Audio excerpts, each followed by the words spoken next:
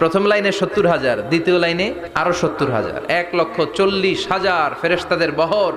আর সাহাবারা মিলে আল্লাহু আকবার বলে গায়েবানা জানাজা শুরু করলেন। নামাজ শেষ। বিশ্বনবী তো অবাক, ঘটনা কি? কোন সাহাবীর গায়েবানা জানাজায় তো ফেরেশতা নামে না আকাশের উপর থেকে। বিশ্বনবী জিজ্ঞেস করলেন, জিব্রাইল, কোন সাহাবীর গায়েবানা জানাজায় তোমরা আকাশ থেকে এত ফেরেশতার বহর নিয়ে নামো নাই? কি এমন আমল করেছে আমার মুয়াবিয়া? কি এমন ভালো গুণ ছিল, ভালো আমল ছিল, যার কারণে আরশের উপরে তার এত সম্মান?